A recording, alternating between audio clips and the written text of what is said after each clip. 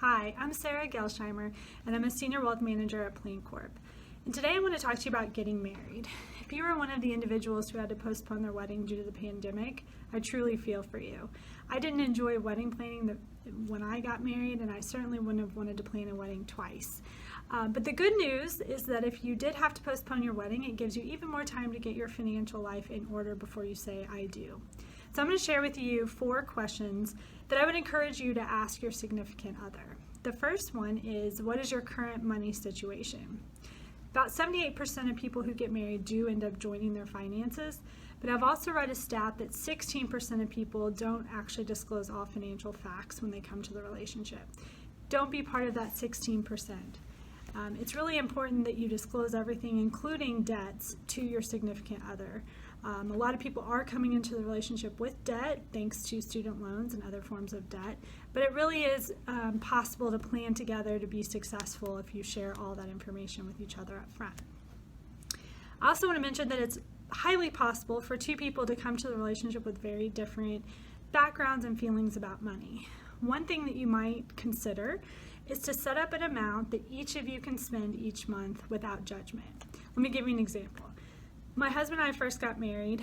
I noticed that he was spending a decent amount of money eating out to lunch most days of the week. And I saw this as a frivolous purchase, something that was totally unnecessary. And it caused, some disagreements. So what we decided to do was figure out an amount per month that would not break the bank, that we each got to spend however we wanted to without any judgment. And for us, that worked. So if he wanted to spend his money on eating out to lunch, that was perfectly fine. So it's just something to consider if you find yourselves in a similar situation. The other piece of this that I would encourage you to do is to have money dates. I know this sounds very exciting, but truthfully, you could schedule a time to go out to dinner with your significant other on a recurring basis and talk about the things that are important to you, including big purchases you'd like to start saving for.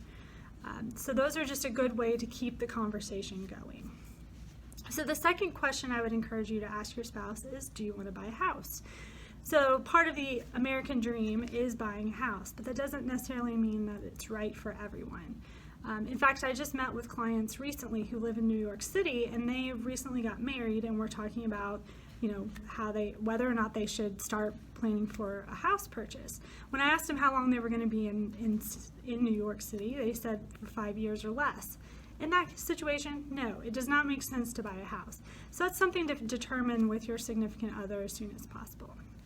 The third question I would highly encourage you to talk about is whether or not you want kids. I can tell you firsthand they are very expensive, but thankfully they are in fact worth it. But there are a lot of expenses, as you know, that come along with kids.